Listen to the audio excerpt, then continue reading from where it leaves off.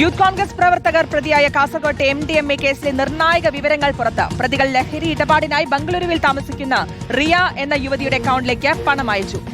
2 മാസത്തിനിടെ 49 ലക്ഷം രൂപ പ്രതികൾ നൽകിയെന്നാണ് കണ്ടെത്തൽ. പ്രതികളായ മുഹമ്മദ് ഹുസൈൻ, സൈനുൽ ആബിദ്, അബ്ദുൽ സലാം എന്നിവരുടെ അക്കൗണ്ടുകളിൽ നിന്നാണ് പണം അയച്ചിരിക്കുന്നത്.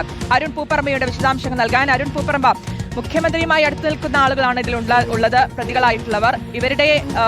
ഇവരുടെ ഇടപാടുകൾ എങ്ങനെയായിരുന്നു, കഴിഞ്ഞ 2 മാസത്തിനിടെയുള്ള ഇടപാടുകൾ എങ്ങനെയായിരുന്നു, നീക്കങ്ങൾ എന്തായിരുന്നു എന്നുള്ളതാണ്. അതിന്റെ ഏറ്റവും നിർണായകമായിട്ടുള്ള വിവരങ്ങളാണ് ഇപ്പോൾ പുറത്തു വരുന്നത്.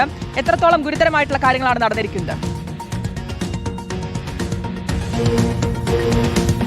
ശ്രുതി, തീർച്ചയായും ഈ പ്രതികൾ നടത്തിയിട്ടുള്ള സാമ്പത്തിക ഇടപാടുകൾ സംബന്ധിച്ച വിവരങ്ങളാണ് ഈ ഘട്ടത്തിൽ പോലീസ് ശേഖരിച്ച് അതിന്റെ വിവരങ്ങളാണ് ഇപ്പോൾ പുറത്തു വരുന്നത്.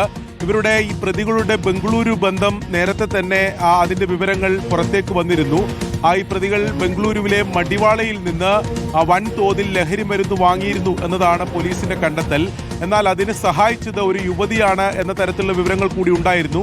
അതിൽ അന്വേഷണ സംഘം ഒരു വ്യക്തത വരുത്തുകയാണ്. ബംഗളൂരുവിൽ താമസിക്കുന്ന റിയ എന്ന യുവതിയാണ് ഈ ലഹരിക്കടത്തുമായി ബന്ധപ്പെട്ട് ഈ പ്രതികളെ സഹായിച്ചത് എന്നതാണ് പോലീസിന്റെ കണ്ടെത്തൽ. റിയക്കാണ് ഈ ലഹരി ഇടപാടുമായി ബന്ധപ്പെട്ട് പണം ഈ പ്രതികൾ അയച്ചിട്ടുള്ളത്.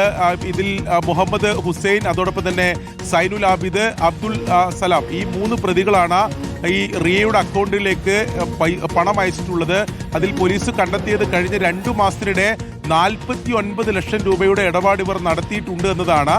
ബംഗളൂരുവിൽ നിന്ന് വൻതോതിൽ യുവതിയുടെ സഹായത്തോടെ ലഹരി മരുന്ന് വാങ്ങി എറണാകുളത്ത് എത്തിച്ച് അതിനുശേഷം മറ്റു ജില്ലകളിൽ ഇടനിലക്കാർ വഴി വിതരണം ചെയ്ത ഒരു രീതിയാണ് ഇവരുടെ ഉണ്ടായത്. എന്തായാലും ഇതിൽ ഓരോ ദിവസവും പുറത്തു വരുന്ന വിവരങ്ങൾ ഞെട്ടിപ്പിക്കുന്നതാണ്, ഗൗരവമേറിയതാണ്. ആ നിലയിലുള്ള വിശദമായ അന്വേഷണം ഇതിൽ ആവശ്യമാണ് എന്ന് സൂചിപ്പിക്കുന്ന വിവരങ്ങൾ കൂടിയാണ് പുറത്തു വരുന്നത്. എന്നാൽ നിലവിൽ ഈ സാമ്പത്തിക ഇടപാടുമായി ബന്ധപ്പെട്ട വിവരങ്ങൾ ഉൾപ്പെടെ പുറത്തു വരുമ്പോഴും അതിൽ ആ നിലക്കുള്ള വിശദമായിട്ടുള്ള ഒരു അന്വേഷണം നടക്കുന്നുണ്ട് എന്ന് നമുക്ക് പറയാൻ സാധിക്കില്ല. ഇവരുടെ സാമ്പത്തിക സ്രോതസ് എന്താണെന്ന് കണ്ടെത്തേണ്ടതുണ്ട്. നേരത്തെ ഇപ്പോൾ ശ്രുതി സൂചിപ്പിച്ച പോലെ തന്നെ മുഖ്യമന്ത്രി VD സതീശനുമായി നേരിട്ട് ബന്ധമുള്ള യൂത്ത് കോൺഗ്രസ് പ്രവർത്തകരാണ്. ഉന്നത ബന്ധങ്ങളുണ്ട്. അപ്പോൾ ഈ ബന്ധങ്ങളും സ്വാധീനവും എല്ലാം ഈ സാമ്പത്തിക ഇടപാട്, ഈ ലഹരിക്ക് വേണ്ടിയുള്ള സാമ്പത്തിക ഇടപാടിൽ ഇവർ ഉപയോഗിച്ചിട്ടുണ്ടോ എന്ന് കണ്ടെത്തേണ്ടതുണ്ട്. ഇതിന്റെ കൃത്യമായ ഉറവിടം കണ്ടെത്തേണ്ടതുണ്ട്. ഏതൊക്കെ സാമ്പത്തിക സ്രോതസ്സുകളാണെന്ന് കണ്ടെത്തേണ്ടതുണ്ട്. അങ്ങനെയുള്ള ഒരു വിശദമായ അന്വേഷണത്തിലേക്ക് ഇപ്പോൾ കടന്നിട്ടില്ല എന്നതാണ് നമുക്ക് മനസ്സിലാക്കാൻ കഴിയുന്നത്. നിലവിൽ അന്വേഷണത്തിൽ ഒരു പ്രതിസന്ധി കൂടി വന്നിട്ടുണ്ട്. നിലവിൽ ചന്ദേര CA ആയിരുന്നു ഇത് അന്വേഷിച്ചുകൊണ്ടിരുന്നത്.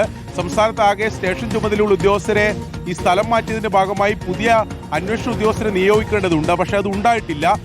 പുതിയ അന്വേഷണ ഉദ്യോഗസ്ഥൻ വന്നാൽ മാത്രമേ ഈ പ്രതികൾക്കായി കസ്റ്റഡി അപേക്ഷ ഉൾപ്പെടെ നൽകാൻ കഴിയൂ എന്നതാണ് മനസ്സിലാക്കാൻ കഴിയുന്നത്. അതുകൊണ്ട് തന്നെ നേരത്തെ പ്രതിപക്ഷം ഉൾപ്പെടെ ആവശ്യപ്പെട്ടത്, അതായത് ഉന്നത ബന്ധങ്ങളുള്ള കേസിൽ പ്രത്യേക സംഘം വേണം, ഉന്നത ഉദ്യോഗസ്ഥർ അന്വേഷണ ചുമതല കൈമാറണം. പക്ഷെ ഇതൊന്നും ഇതിലുണ്ടായിട്ടില്ല. ഗൗരവമേറിയ വിവരങ്ങൾ പുറത്തു വരുമ്പോഴും നിർണായകമായിട്ടുള്ള വിവരങ്ങൾ തന്നെയാണ്, പ്രതികളുടെ ഇടപാടിന്റെ നിർണായകമായ വിവരങ്ങളാണ് ഇപ്പോൾ പുറത്തു വന്നിരിക്കുന്നത് എന്നുള്ളതാണ്. അരുൺ പൂപ്പറമ്പയാണ് വിശദാംശങ്ങൾ നൽകിയത്.